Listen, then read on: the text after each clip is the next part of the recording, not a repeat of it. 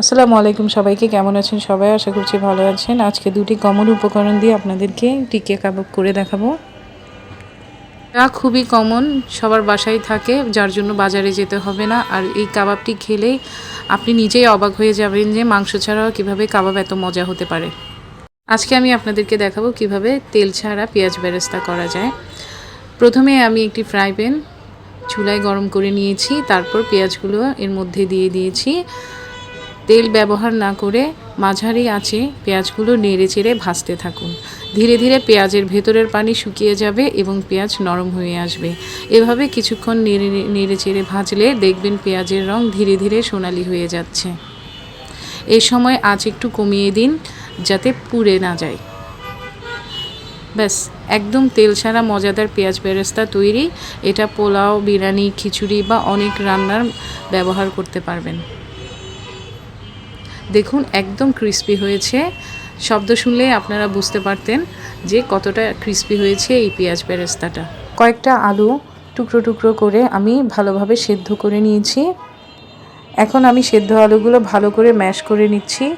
আলুটা যত ভালো করে ম্যাশ হবে ততই খেতে মজাদার লাগবে।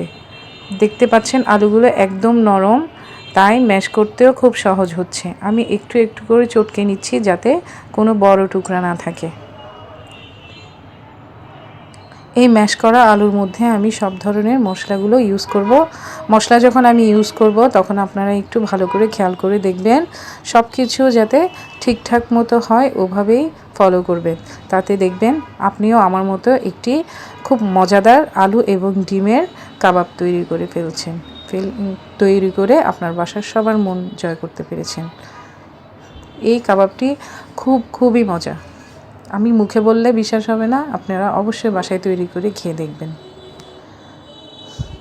এই যে আলুগুলো ম্যাশ করা হয়ে গেছে, এখন আমি এখানে সব রকমের ইনগ্রেডিয়েন্টসগুলো ইউজ করব।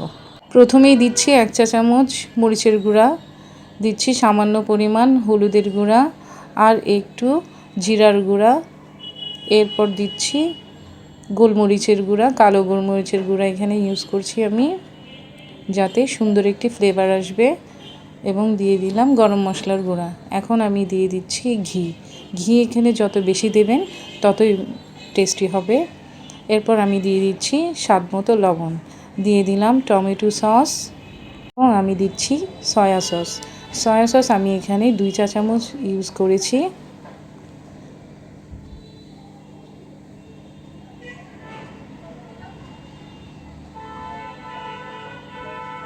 তারপর আমি এখানে দিয়ে দিব পেঁয়াজ বেরেস্তাগুলো।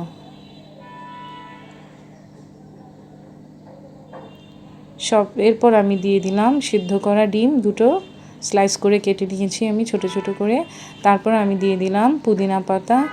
সবশেষে আমি দিয়ে দিচ্ছি ব্রেড ক্রাম্ব, যাতে মিশ্রণটা ভালোভাবে সেট হয়ে যায়। এখন সব উপকরণগুলো একসাথে ভালো করে মিশিয়ে নিচ্ছি। সবগুলো উপকরণ খুব ভালো করে মিশিয়ে নিতে হবে। আপনি চাইলে হাত দিয়েও মিশিয়ে নিতে পারেন। এখন আমি দিয়ে দিচ্ছি 1 চা চামচ পরিমাণ আদা রসুন বাটা। আদা রসুন বাটাটা চাইলে নাও দিতে পারেন, কোনো অসুবিধা নেই, তাতে কাবাবের টেস্ট কোনো চেঞ্জ হবে না। এখন আমি এর মধ্যে ডিমের সাদা অংশ দিয়ে অর্ধেক মেখে নিচ্ছি।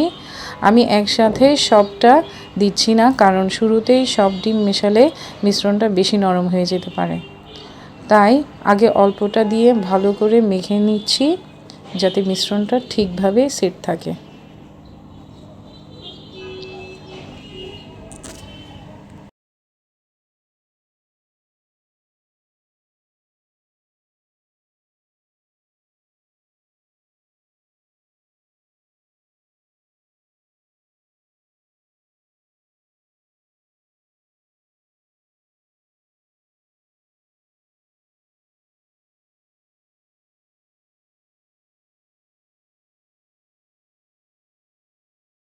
এখন আমি মিশ্রণ থেকে অল্প অল্প করে নিয়ে হাতে করে গোল শেপ দিয়ে নিচ্ছি।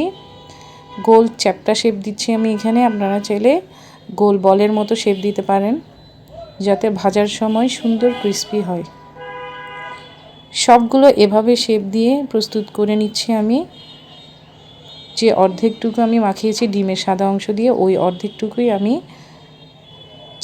চ্যাপ্টা গোল শেপ দিয়ে নিচ্ছি।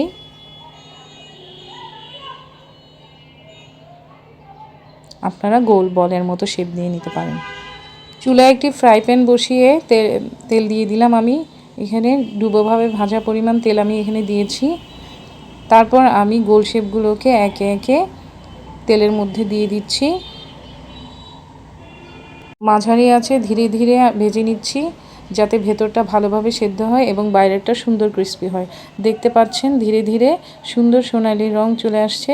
এই অবস্থায় এগুলো উল্টে পাল্টে এমনভাবে ভেজে নিচ্ছি, যখন সুন্দর গোল্ডেন ব্রাউন রং হয়ে যাবে তখন আমি এগুলোকে তুলে নিব। দেখুন আমি কাবাবগুলোকে তুলে নিচ্ছি। এগুলোকে আমি একটি হটপটে নিয়ে নিচ্ছি, যাতে বেশ কিছুক্ষণ গরম থাকে। দেখুন পরেরগুলোকে আমি সেমভাবে আবার ডুবো তেলে দিয়ে আবার সুন্দর করে ভেজে নিচ্ছি।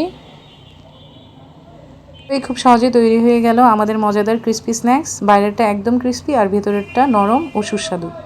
ধন্যবাদ সবাইকে। ভিডিওটি যদি ভালো লাগে অবশ্যই লাইক ও কমেন্ট করে শেয়ার করবেন, আমার পাশে থাকবেন। ধন্যবাদ সবাইকে। আল্লাহ হাফেজ।